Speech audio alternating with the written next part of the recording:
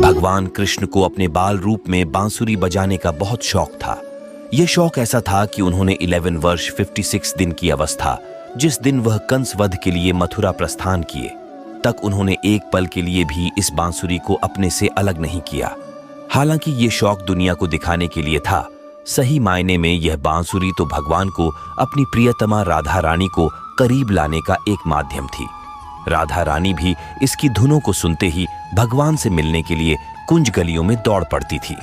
मथुरा जाते समय जब भगवान राधा रानी से मिले तो उन्होंने वृंदावन में आखिरी बार बांसुरी बजाई और राधा रानी से विदा लेने के बाद उन्होंने बांसुरी बजाना ही छोड़ दिया। इस विदाई के वक्त भगवान ने कहा था कि शायद अब उनकी मुलाकात ना हो, लेकिन राधा रानी ने आग्रह किया कि वह गोलोक धाम प्रस्थान से पूर्व मानव शरीर में एक बार पुनः उनसे मिलना चाहेंगी।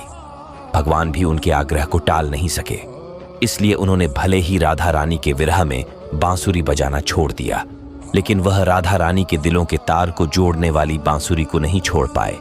लेकिन कालांतर में जब राधा रानी की आखिरी मुलाकात द्वारिका में भगवान से हुई तो उन्होंने बताया कि धरती से प्रस्थान का समय आ गया है।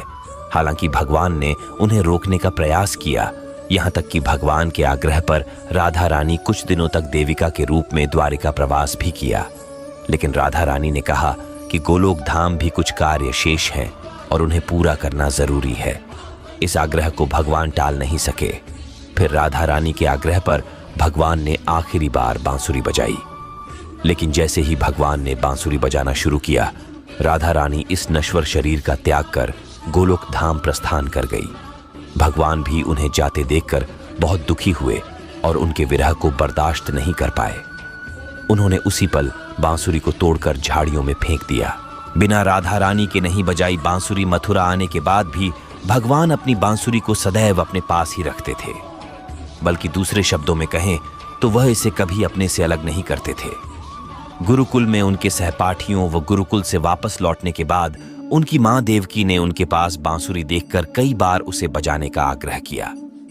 देवकी ने तो यहां तक कहा कि उनकी रस माधुरी बांसुरी की खूब चर्चा सुनी है, एक बार इसकी धुन उन्हें भी सुना दो। लेकिन भगवान उनके आग्रह को भी टाल गए। यहां तक कि जब उद्धव ने इस बांसुरी को सामान्य वाद्य यंत्र कह दिया तो उन्होंने इसका महत्व और इसकी विशेषता बताते हुए बताया कि आखिर वह क्यों इसे नहीं बजाते। उन्होंने उद्धव को कहा कि क्यों बजाएं बांसुरी, किसके लिए बजाएं? आखिर जब राधा रानी ही नहीं तो बांसुरी की धुनों का मतलब ही क्या? वृंदावन में भगवान के साथी थे बांसुरी और मोरपंख। वृंदावन में 11 वर्ष 56 दिन के प्रवास के दौरान भगवान कृष्ण ने कभी सिले वस्त्र नहीं पहने, कभी पैरों में पन्ही नहीं पहनी, लेकिन माथे पर मोर मुकुट और हाथों से बांसुरी को कभी अलग नहीं किया। भागवताचार्यों का मत है कि बांसुरी जहां प्रेम का प्रतीक है, वहीं मोर मुकुट काम त्याग का परिचायक है। इस प्रसंग की व्याख्या अलग अलग विद्वानों ने अपने अपने तरीके से किया है, लेकिन इन सभी विद्वानों में कोई दो राय नहीं है कि दो शरीर में धरती पर अवतरित हुए भगवान कृष्ण और राधा रानी एक ही हैं, केवल लीला के लिए दो शरीर में अवतरित हुए हैं। ये बांसुरी ही तो थी जो इन दो शरीरों के तार को आपस में जोड़ने का काम करती थी। कई विद्वानों ने यहां तक माना है कि यह बांसुरी भी गोलोक धाम से ही आई थी। दोस्तों, इस वीडियो में इतना ही है। बस अपना ख्याल रखिए। भगवान श्री कृष्ण की कृपा प्राप्ति के लिए कमेंट बॉक्स में जय श्री कृष्ण जरूर लिखिए।